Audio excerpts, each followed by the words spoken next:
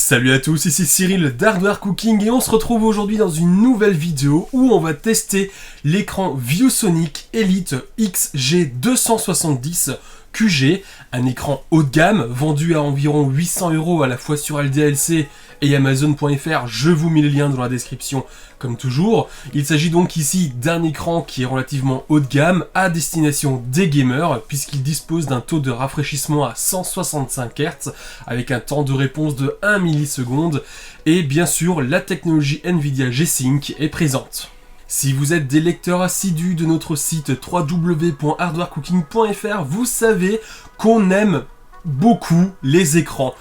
Aujourd'hui, on se retrouve donc avec un écran de chez ViewSonic de la gamme Elite et on va parler un petit peu plus de ses caractéristiques techniques. Nous avons donc pour commencer une dalle d'une diagonale de 27 pouces de type Nano IPS avec une définition QHD, donc de 2560 par 1440 pixels, à ne pas confondre s'il vous plaît avec la résolution. La définition, la résolution, c'est pas pareil, hein, faut arrêter.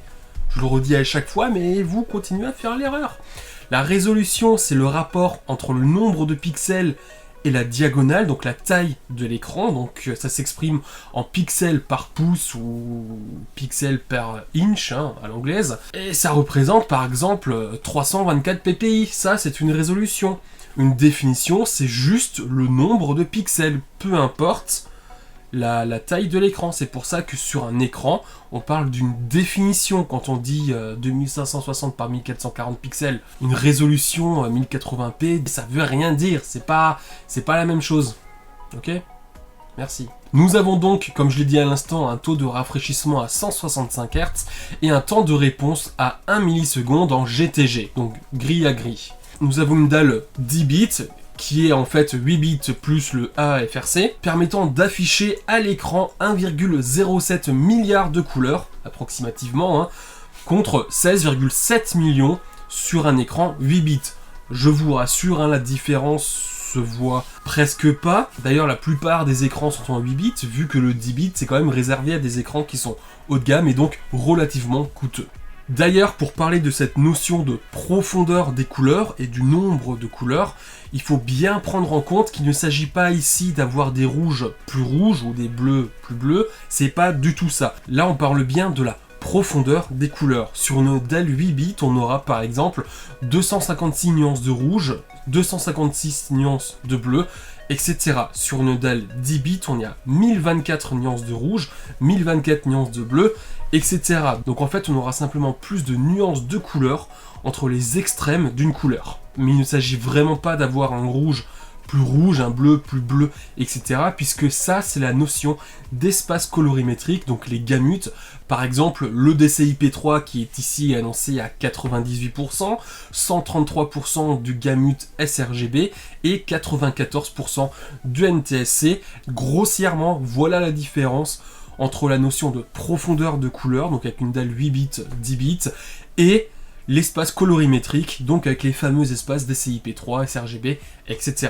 J'espère que je vous aurai appris quelque chose d'utile dans cette vidéo avec ça, déjà, pour commencer. Puisque nous sommes sur une dalle de type IPS, les angles de vision sont évidemment à 178 degrés horizontal et vertical, le contraste annoncé est à 1000 pour 1, et nous avons un taux de candela au mètre carré annoncé à 350. Ici, pas de certification VESA Display HDR, nous avons d'ailleurs une dalle qui est plate, il n'y a pas de courbure, nous disposons de la technologie Nvidia G-Sync, donc c'est vraiment le Nvidia G-Sync, pas la certification Nvidia G-Sync compatible, parce que quand on dit compatible, c'est le nom d'une certification Nvidia G-Sync, ça ne veut pas dire que c'est compatible Nvidia G-Sync. En certification G-Sync, on a bien Nvidia G-Sync compatible, Nvidia G-Sync, et enfin le Nvidia G-Sync Ultimate, qui est beaucoup plus rare, et sur les écrans vraiment haut de gamme. Mais en plus d'avoir des caractéristiques techniques qui sont quand même vachement sympas, il faut bien l'avouer, on a des fonctionnalités qui sont tout aussi intéressantes.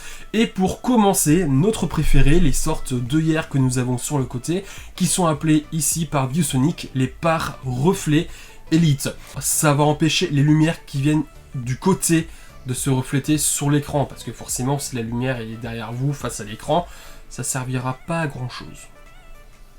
C'est quelque chose qui est très utile dans un environnement qui est lumineux, que ce soit chez vous dans un salon, si vous avez un salon avec beaucoup de baies vitrées, quelque chose de très lumineux, avec des lampes partout, etc. Ou même si vous avez plein de bandes RGB sur votre bureau et que vous en avez tellement que forcément vous avez des reflets sur votre écran. Ces par reflets vont donc forcément participer à réduire les reflets sur votre écran et cela améliore grandement l'immersion dans ce que vous faites, que ce soit du jeu vidéo. J'y ai joué toute une soirée à Counter-Strike avec un ami, et je peux vous dire que même dans un environnement sombre, le fait d'avoir ces pas reflets sur le côté, ça participe à l'immersion, parce qu'en fait, on a simplement quelque chose de tout noir sur le côté, il n'y a plus aucune distraction visuelle, donc on est encore plus dans ce qu'on fait sur son écran. N'ayant jamais testé un tel système avant cet écran, je peux vous assurer que j'ai été très agréablement surpris, et que maintenant j'en veux à tous mes écrans. On aura aussi 2 bungees sur le bas de l'écran qui vont permettre au câble de la souris et du clavier de ne pas frotter sur le bureau, ce qui peut être dans certains cas relativement gênant. On a aussi un support casque sur l'écran du côté gauche avec un simple petit bras qu'on pourra venir déplier et replier au besoin. Enfin, un éclairage RGB est présent sur cet écran également. Nous avons donc à l'arrière de l'écran une bande LED avec une forme hexagonale, mais nous avons aussi sous l'écran des LED qui, elles, vont venir éclairer la surface du bureau et ça va faire un petit éclairage d'ambiance qui est plutôt sympathique. En revanche, malheureusement et bizarrement, nous n'avons pas la possibilité de faire un éclairage fixe, statique. Il faut forcément qu'il y ait un effet, que ce soit respiration ou d'autres effets. Ça, c'est dommage. Et enfin, nous retrouvons un total de 4 haut-parleurs, groupés par 2 de 2 watts chacun, et il faut avouer que la qualité est vraiment pas mal pour des haut-parleurs intégrés à un écran. Une petite parenthèse pour parler du contraste d'un écran. Quand vous regardez une fiche technique, vous voyez toujours, ou pas toujours en fait, un contraste dit typique, qui est généralement du 1000 pour 1, 3000 pour 1 à la limite, si c'est une dalle VA, et aussi un contraste dit dynamique. Alors, soyons clairs, le contraste dynamique, vous l'oubliez, vous le prenez pas en compte, parce que selon les marques, ça c'est pas vraiment la même échelle de valeur, et grossièrement, c'est juste des chiffres pour faire beau au niveau marketing. Mais ça vaut rien. Prenez toujours le contraste dit typique. Une dalle IPS aura généralement un contraste typique annoncé à 1000 pour 1, tandis qu'une dalle VA aura un contraste typique annoncé à 3000 pour 1. C'est ce qu'on retrouve dans la plupart des cas, mais ensuite, faut voir à la sonde ce qu'on a réellement. Mais avant d'aller plus loin dans ce test et de voir en détail l'ergonomie, la justesse des couleurs, l'uniformité de la dalle, les contrastes, le gamma, etc. avec nos sondes, faisons le tour du packaging. Le carton repose sur un terme bicouleur noir et bleu. Sur la face avant, nous allons avoir une image de l'arrière de l'écran avec ses références et les caractéristiques principales. Sur l'arrière, nous avons uniquement les logos ViewSonic et Elite, et c'est sur les tranches du carton que nous retrouvons des caractéristiques techniques dans plusieurs langues. Quant au bundle, nous retrouvons le cordon d'alimentation, l'alimentation externe, un câble DisplayPort, un câble USB 3.0 et un guide de démarrage rapide. Le montage du pied de ce moniteur ViewSonic n'a rien de compliqué. Commencez par découvrir la protection pour avoir accès au dos de l'écran. Ensuite, il va falloir placer la colonne dans le système de fixation au dos de l'écran. Pour cela, rentrez les pattes de la partie supérieure dans leurs emplacements, puis clipser la partie basse en laissant simplement reposer la colonne. Le poids du pied fera que le système s'enclenche parfaitement dans son emplacement. Nous allons ensuite fixer le pied sur la colonne, il suffira de le rentrer dans la colonne tel des Lego, puis de visser la vis à l'aide d'un tournevis afin que l'ensemble soit bien fixé. Il ne restera plus qu'à prendre l'écran et le poser sur son bureau pour en profiter. Visuellement, hormis le pied, cet écran ressemble à tous les écrans gaming haut de gamme actuels. Un design sans bord est présent avec un seul vrai bord sur le bas où se trouve le logo Elite au centre. Un design qui est très apprécié pour des setups à base de plusieurs écrans. Moins de bords signifie moins de distance entre les écrans, ce qui est forcément beaucoup plus agréable. Nous avons au centre de l'écran sous le logo Elite la molette et les boutons qui nous permettront de naviguer dans l'OSD et d'allumer, éteindre l'écran. À l'arrière de l'écran, nous retrouvons la fameuse bande LED dans une forme hexagonale qui entoure la colonne du pied. Sur le haut, nous avons le logo de la marque ViewSonic et sur le bas est présent la connectique et nous voyons sur la droite le bras du support casque. Le pied se base sur une colonne avec une ouverture de forme hexagonale, encore une fois afin de faire passer les câbles et de parfaire son câble management pour faire quelque chose de propre. Le pied dispose pour sa part d'un design qui est moins courant. Conçu en métal, ce pied repose intégralement à plat sur le bureau. Pour le coup, l'ensemble est très stable. Notez que le haut de la colonne du pied dispose d'une petite bague argentée avec le logo Elite. Logo Elite que nous retrouvons aussi sur l'avant du pied à droite. On retrouvera toute la connectique sur le dessous de l'écran avec 3 ports USB 3.1 Gen 1 de type A, un port USB 3.1 Gen 1 de type B, celui qui sert à relier à l'ordinateur, un port DisplayPort 1.2, un port HDMI 2.0, un port mini jack 3,5 mm pour l'audio. Maintenant qu'on connaît les caractéristiques techniques de cet écran, qu'on a monté cet écran et qu'on sait à quoi il ressemble, on va s'attaquer maintenant aux fonctionnalités que propose cet écran avant de passer au test sonde. Avec cet écran, nous avons deux logiciels que nous pouvons installer. Un premier logiciel qui s'appelle le ViewSplit qui permettra d'organiser plus rapidement plusieurs fenêtres à répartir sur son écran. Le système est très simple, mais concrètement, si vous n'avez que 2 voire 3 fenêtres sur votre écran, les raccourcis Windows feront tout aussi bien. Ensuite, nous avons un second logiciel qui va reprendre les fonctionnalités de l'OSD de l'écran. Ce logiciel, le RGB Elite Display Controller, n'est en revanche qu'à la version bêta pour l'instant. De ce fait, plusieurs fonctionnalités de ce logiciel sont encore grisées et sont encore inutilisables.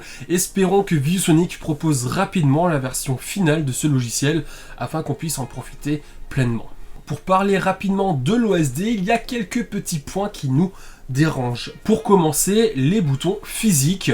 En effet, nous avons sur le bas de l'écran donc un joystick au milieu qui est entouré par 2 boutons. Instinctivement, on aura tendance à vouloir appuyer sur le joystick pour allumer l'écran, alors qu'en fait ça fait rien du tout, puisque pour allumer l'écran, il faut simplement appuyer sur le bouton de droite. Le joystick pour sa part est relativement sensible et il faudra vous faire la main dessus pour ne pas faire des erreurs de navigation lorsque vous allez dans l'OSD. D'ailleurs, l'OSD, quand vous allez dedans pour la première fois, il est semi-opaque, ce qui peut être relativement gênant selon ce qui est affiché derrière l'OSD lorsqu'il est affiché. Dans les options, on a la possibilité de retirer cette semi-opacité afin qu'on ne voit plus ce qu'il y a derrière. On aurait préféré que ce soit de base comme ça, avec éventuellement l'option pour le rendre semi-opaque. De plus, pour restaurer les paramètres d'usine, la fonction s'appelle rappel de mémoire ou memory recall en anglais. C'est pas super intuitif, clairement pas. Très important, notez aussi que pour activer la fréquence de rafraîchissement à 165 Hz, il faudra obligatoirement passer par l'OSD. En effet, pour les atteindre, il s'agit d'un overclocking, une fonction qu'il faudra activer dans l'OSD. Une fois que cette option est activée, vous aurez un petit message pour vous dire que l'écran peut chauffer et s'éteindre. Ouais, pas super. Et une fois que vous avez fait ça, vous pouvez aller dans les paramètres graphiques de votre ordinateur pour sélectionner les 165 Hz. Ergonomiquement, cet écran est complet. Nous pourrons le passer en mode portrait, nous pourrons régler sa hauteur jusqu'à 120 mm, nous pourrons le pivoter de droite à gauche, mais nous pourrons aussi l'incliner de haut en bas. Les manipulations sont très fluides, il n'y aura aucun souci à placer l'écran comme on veut. De plus, nous avons le fameux passage dans le pied pour faire passer les câbles et avoir un câble management très propre.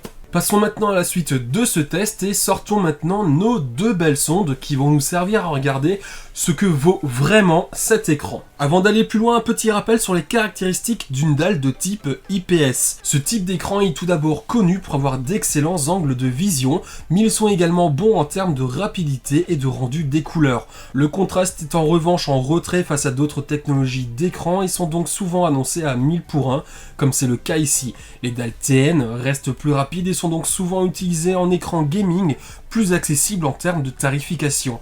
Actuellement, les dalles IPS réussissent quand même à devenir de plus en plus rapides, comme c'est le cas ici, vu que nous avons un taux de rafraîchissement à 165 Hz avec un overclocking. Notez ici que nous sommes plus précisément sur une dalle dite nano IPS. Il s'agit d'une variante qui consiste à rajouter un film de nanoparticules d'une taille de moins de 2 nanomètres sur le panneau pour élargir la gamme de couleurs et leur justesse tout en améliorant le contraste. Cela en absorbant certaines lumières parasites. Cette technologie est issue d'LG et équipe certains moniteurs MSI, Alienware et bien sûr ViewSonic. Mais ça vous l'avez deviné.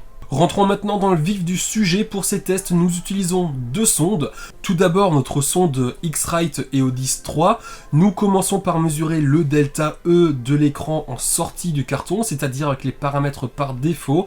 Grossièrement, l'écran sera à stock, il n'y aura encore aucun calibrage. Nous calibrons ensuite l'écran via cette sonde tout en réglant la luminosité à 250 candela au mètre carré, ce qui représente ici une luminosité à 58 sur 100 dans l'OSD de l'écran. Et nous mesurons les delta E avec ce calibrage. Nous regarderons également l'uniformité de la dalle en termes de luminance et de couleur. Puis nous utilisons la sonde qui nous vient de chez Datacolor avec la Spider X Elite afin de mesurer les espaces colorimétriques, le gamma, mais également passer sur le contraste, la luminosité et le point blanc. Cette sonde est disponible à 263 € sur Amazon ou encore 250 € chez LDLC pour ceux qui voudraient se faire un petit plaisir et pouvoir calibrer eux-mêmes leurs écrans. Que vaut donc cet écran en termes de couleur avec les paramètres par défaut, c'est-à-dire avec les paramètres d'usine et sans caractérisation, calibrage quoi. Eh bien les résultats ne sont en fait pas terribles. Nous relevons une moyenne du delta E à 10,26. Le plus mauvais patch, la sorte de couleur beige, est relevé à 11,63. Après un calibrage, les résultats deviennent vraiment très bons. Avec une luminance réglée à 250 candela au mètre carré, nous passons à un delta E moyen de 0,43. Le plus mauvais patch est relevé à 1,31. Concrètement, une fois calibrées, les couleurs de cet écran sont vraiment exceptionnelles. Et d'ailleurs, nous ne pouvons que vous conseiller d'installer le profil ICC pour cet écran si vous désirez vous l'acheter. Je vous mets le lien pour télécharger notre profil ICC dans la description de la vidéo. Pour rappel, la valeur appelée delta E représente la différence de perception des couleurs par l'œil humain. Sous la barre des 1, un œil ne voit plus aucune différence entre les couleurs. Une couleur qui a un delta E de 5, 6, 7, 8, etc. sera donc de plus en plus mauvaise et une valeur de 0,90 ou 0,12 sera simplement excellente puisque l'œil humain n'est plus capable de faire la différence. C'est d'ailleurs pour ça que certains écrans à destination des professionnels sortent d'usine avec des calibrages du delta E inférieur à 2. Ce sont généralement des écrans qui coûtent relativement cher et sont rarement à destination des gamers. Si l'on regarde la courbe gamma de ce moniteur, celle-ci est simplement parfaite. En effet, la courbe suit parfaitement la ligne que nous devons avoir avec une valeur parfaite de 2,2. Encore un bon point pour cet écran. Regardons maintenant les luminosités, contrastes et points blancs pour différents réglages. Nous pouvons voir tout d'abord que nous passons d'une luminosité de 77,9 à 399,4 candela au mètre carré, de 0 à 100% de luminosité. Le noir passe quant à lui de 0,12 à 0,53 pour des contrastes qui vont donc de 640:1 à 750:1. Le point blanc augmente peu à peu en montant la luminosité, passant d'un 5900 Kelvin au minimum à 6000 Kelvin au maximum. Notez qu'une fois le moniteur calibré, nous obtenons un point blanc à 6508 Kelvin, ce qui est très bon puisque la valeur cible est de 6500 Kelvin. À l'œil, nous ne pouvons faire la différence entre ces deux valeurs. Si l'on compare le contraste de cet écran avec son concurrent de chez Aorus, le FI27QP qu'on a testé juste là, on peut constater que le contraste est plus faible, un effet qui est dû à la luminosité du noir qui est moins important. Point important à savoir, un contraste de 1000:1 signifie que le point blanc est 1000 fois plus lumineux que le point noir. Donc un contraste de 3000:1, on aura un point blanc 3000 fois plus lumineux que le point noir. Pour calculer un contraste, on divise la luminance par la luminance du noir. Par exemple, 425,5 candela au mètre carré divisé par 0,37 de la luminance du noir est égal à 1150:1. Mesurons maintenant les gamut de cet écran. L'espace colorimétrique NTSC est couvert à 87% d'après notre sonde, alors qu'il est annoncé à 94%, donc une petite déception ici. Le DCI-P3 est couvert à 97%, alors qu'il est annoncé à 98%. L'espace Adobe RVB est relevé à 89% de couverture. Et enfin, le sRVB est relevé à 100% avec notre sonde qui ne va pas au-delà, ce qui est dommage puisque cet espace est annoncé à 133%. Qu'en est-il maintenant de l'uniformité de la dalle? Vous le savez maintenant, toutes les dalles ne sont pas parfaitement uniformes.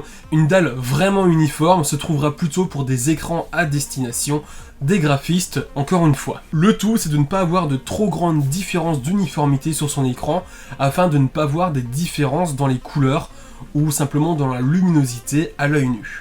Commençons par regarder l'uniformité avec les paramètres à stock, donc la luminosité à 100 sur 100 dans l'OSD.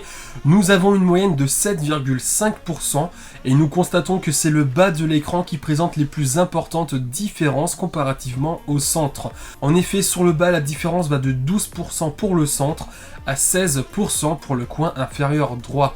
En termes de couleur, nous avons un delta E moyen de 2,43 avec une plus grande différence de 4,14, lui aussi dans le coin inférieur droit.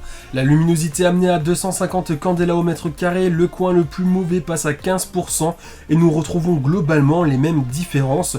Quant à l'uniformité des couleurs, le schéma reste identique. La moyenne du delta E est relevée à 2,38 avec un plus mauvais coin à 4,01.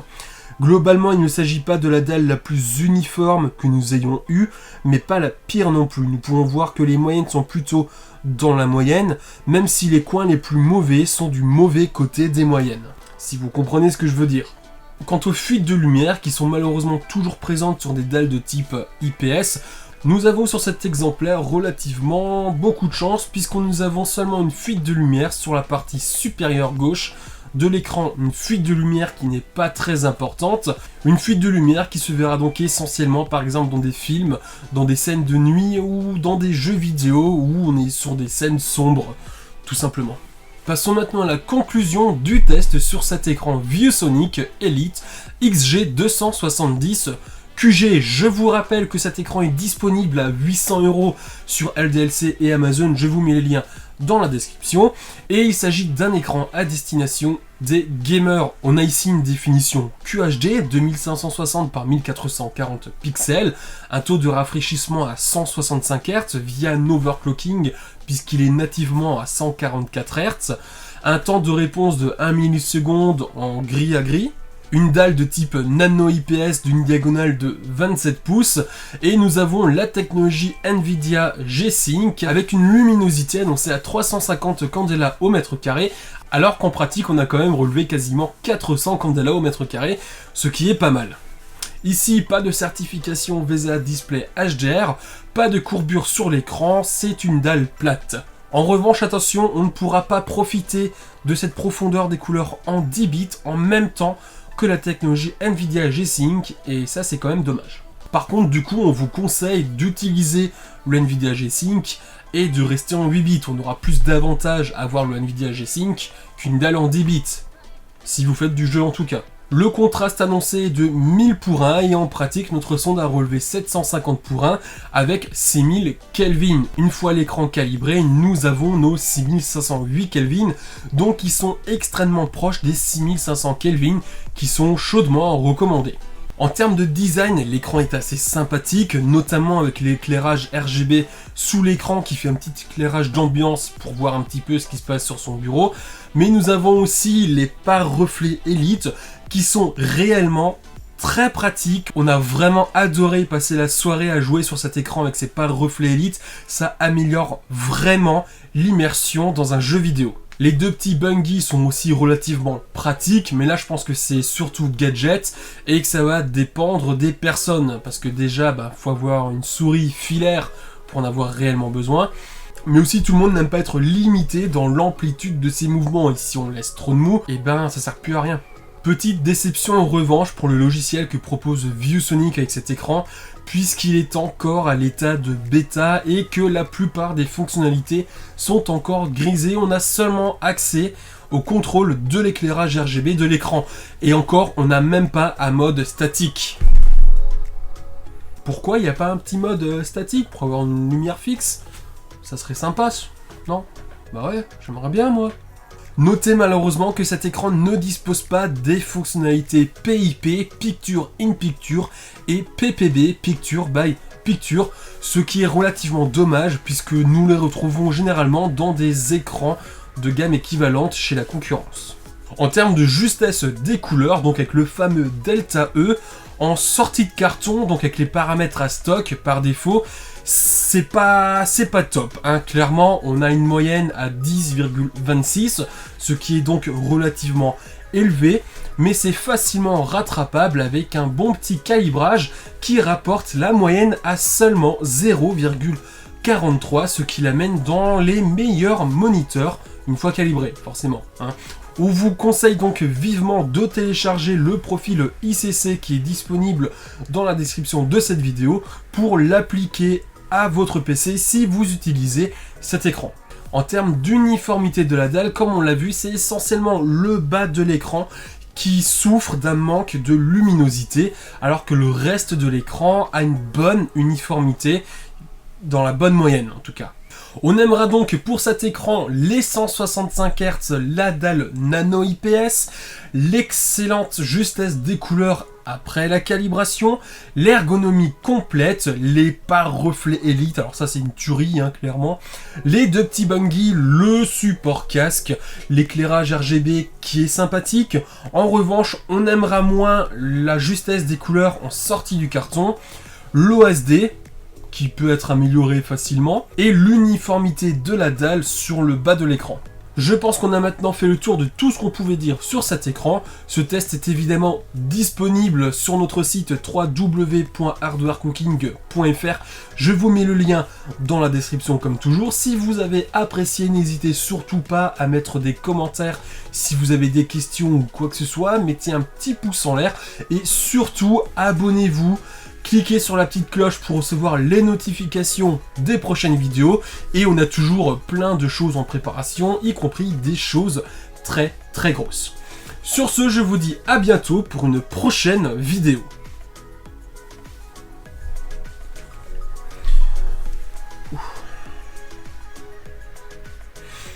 Bon, maintenant faut que je finisse la vidéo sur la X299X Extreme.